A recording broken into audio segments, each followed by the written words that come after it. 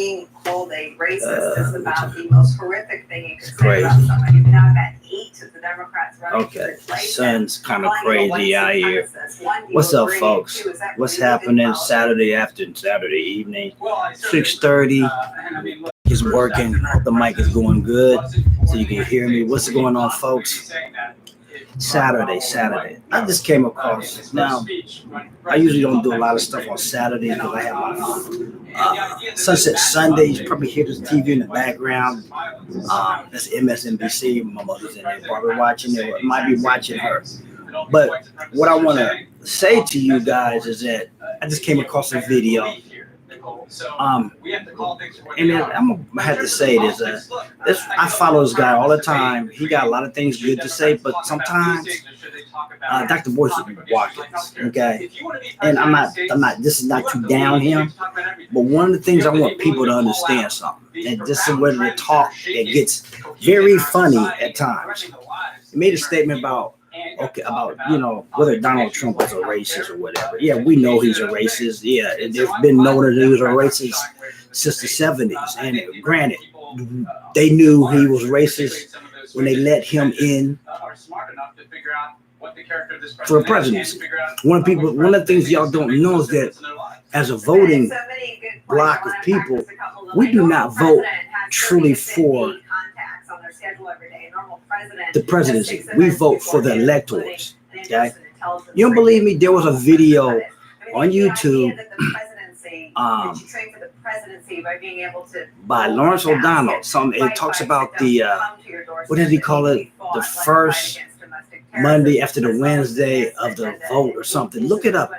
Look it up about the Electoral College. Type in Electoral College Lawrence O'Donnell. And he explains truly what the electoral is, what we do with what we vote for.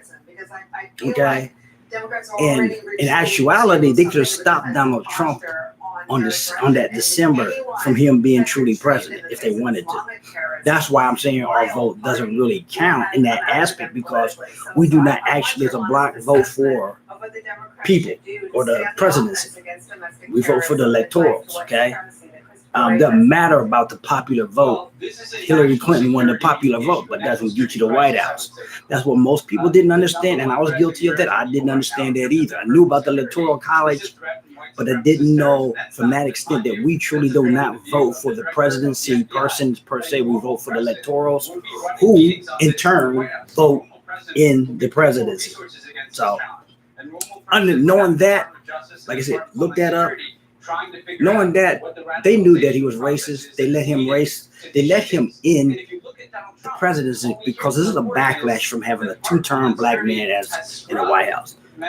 Contrary to what y'all think about what President Obama did or didn't do for black people is irrelevant to me. Okay, just like he said, it's irrelevant to know that Donald Trump is a racist. Okay. That's here nor there. But what you're gonna have to understand something, a lot of y'all talk in the terms as if we've always had these freedoms. Okay? These freedoms had to be fought for. Okay? If we lose the freedoms that we know of in this country, the freedom of speech, the freedom to communicate, the freedom to gather and protest or whatever, all of our businesses that we use these platforms, including the ones that Dr. Boyce Watkins put together as a block, that black like Facebook thing, it will go away. Okay?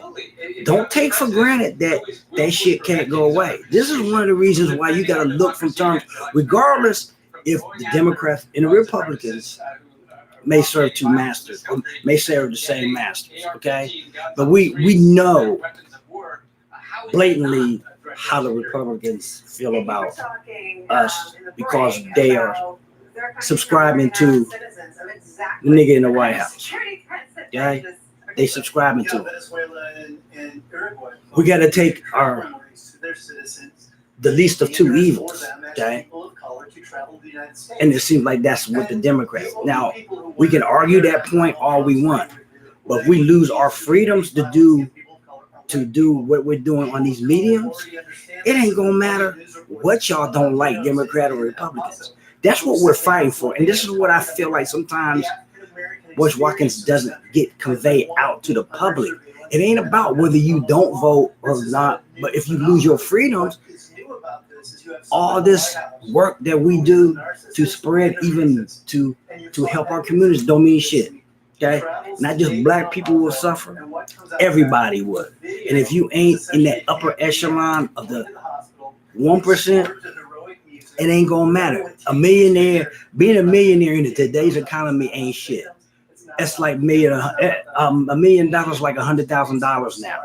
Okay, $1 million don't carry that much weight. I know you probably think I'm talking a lot of shit, but look it up from an economic standpoint versus 10, 20 years ago. Today, $1 million ain't shit.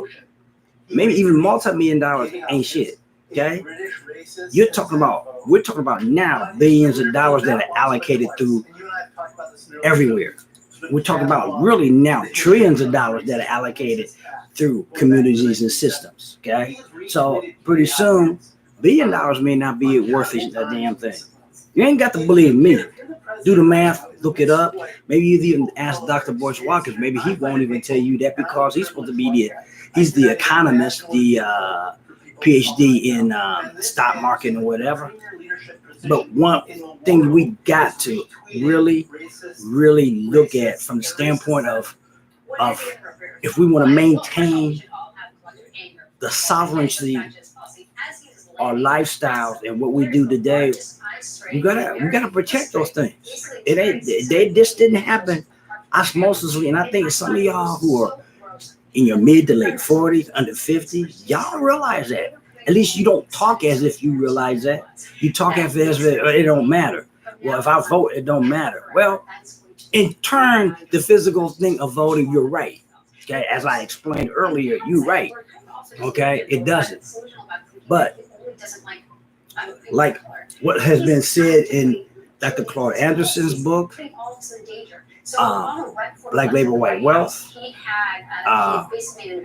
Powernomics, one of the things that controls the political realm is dinero, folks.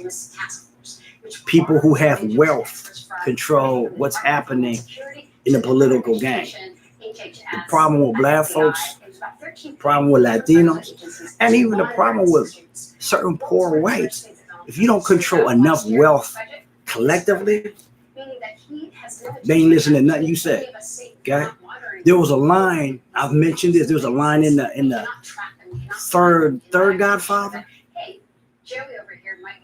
when Sonny Corleone's son, illegitimate son, played by Andy Garcia, he went to talk to what was his Casey, and he said something about Andy Garcia's character said something about politics is something he didn't understand. He wasn't very well versed in politics and whatever. And this verse stuck with me too. He said something else. He said, what he said? He said, I'm trying to think how it went. Politics, he said finance. He said finance is a gun. Politics is knowing when to pull the trigger.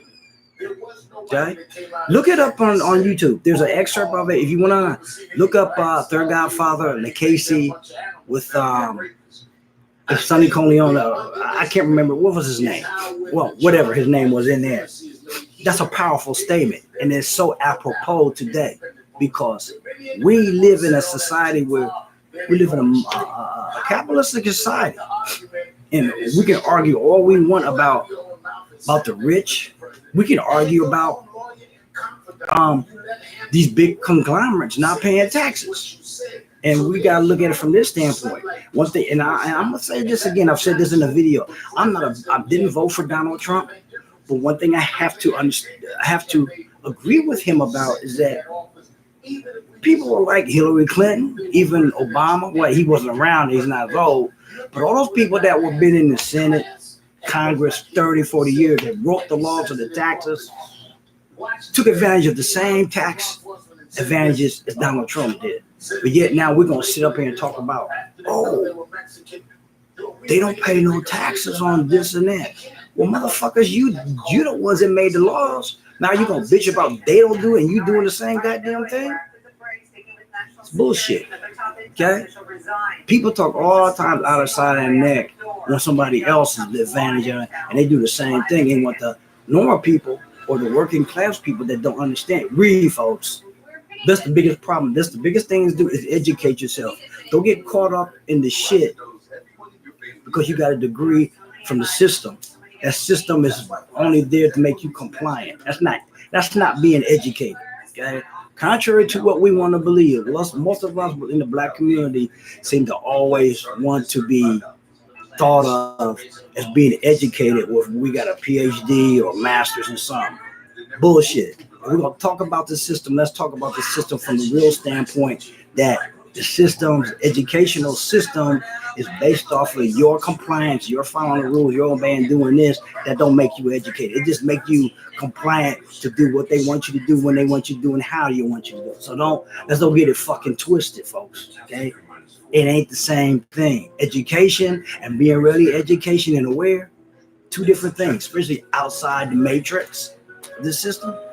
Stop it. Stop even using the term because you got a PhD that you educated. No, the fuck you ain't, especially if you don't know what's really going on. Now you don't. It's not the truth.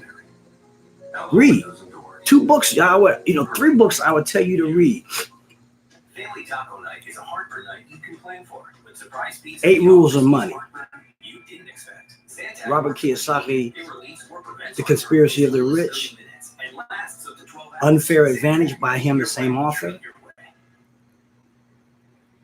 Powernomics, Claude Anderson.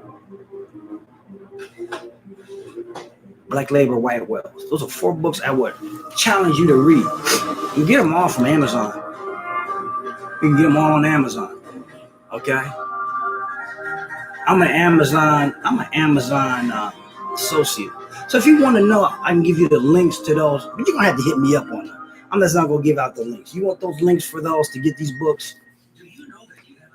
Inbox me, either get in touch with me on my fan page on Facebook or on the, after this video or something if you want that information, because people, look, they don't give a fuck if you're stupid. They don't give a fuck if you're ignorant to the facts of what's going on in this game. Okay?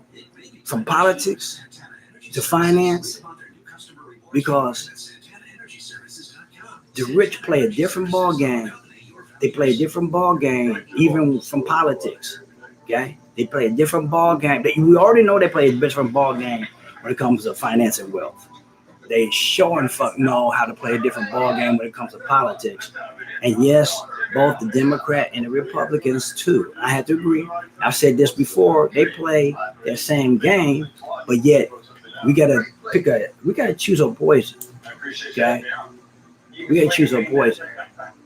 And a lot of times we got to choose, okay, as a group, what are we going to do to take advantage to help our own? Because look, one of the things I've noticed, except for maybe in Asia, Asian Americans do not get involved with the political game in the U.S. You ever notice that they walked in Hong Kong over some stuff recently, but when it comes to the U.S., because they know it don't matter to them, the people in the U.S. ain't gonna pay no attention to them. The one thing, the biggest, the pros and cons from being a melting pot versus countries that are the same is that Sue Gordon, she's the #2 intelligence official in that office. How am I put that? Well, let's get back to this. Let me rephrase this. It's mighty funny that the country that is full of, that started with a bunch of immigrants, and now are complaining about immigrants. But the problem is they're complaining about immigrants that don't look like them. Okay, if you're a brown immigrant, black immigrant, if you ain't a white immigrant, that's the difference. That's the difference. And they don't care whether you like it or not. But it's all a political and a financial game. And we have not learned as a people to learn to play that game. And that's why I tell you, read those books. See, they fear us. They fear us playing that game. with the Okay, if they fear national us security officials, being and it able was to sort of a miracle play their game, because they're so because if we're able to play their game, they fear us taking over because we've taken over so many different things, from golf to football, basketball, baseball. Hey, soccer, okay? We take over everything. If we're able to come together and understand the game of politics, and we were able to come together financially and political thing, oh, we probably would have a race war. That's the problem. That's the problem. And I'm not advocating, I'm just stating the fact what's going on. We just got to know. So that's why it's important for us to support each other with businesses. There's a difference between businesses being small business traditionally and using online businesses. This is what the advantage of that we have. Online businesses will not suffer like the small traditional business because they don't have the outlet. All you need is what I'm doing, internet connection, and a device. And those are the type of things they want to stop us from having also. That's why you have to be able to get into the political game and to understand what is at stake. It's not just by voting. It's all the little stuff. The digital, remember hearing about net neutrality? Well, that's part of that political game. They want to throttle back. So a lot of y'all can't have the internet connections. They're already throttling back now. I'm having streaming problems. Think about it, folks. You ain't got to believe me. Read. All right. On this Saturday, I've been on here 16 minutes. I'm on here live, both on YouTube and Facebook. Follow me both, GJS Enterprises Marketing on my YouTube channel and on my Facebook. You can follow my fan page, Greg Smith, GJS Enterprises, or Greg Smith on Facebook profile. Okay, whatever it is you want to do, leave me some comments, give me some love, hit it out there. That makes the algorithm give me some comments. I'm not trying to build up my YouTube channel also. So, all right. Peace, people. Okay, folks. Peace. Take care. I'm out. Have a great rest of your day. Festival Latino here in Columbus, Ohio. I'm out. Take care. We'll see you tomorrow night, Sunset Sunday. Later. I also think that Trump benefits from the speed of the news cycle because this is really part of the Mattis resignation, right? And I remember it was at the end of last year. I remember saying on the air, this is the least safe I have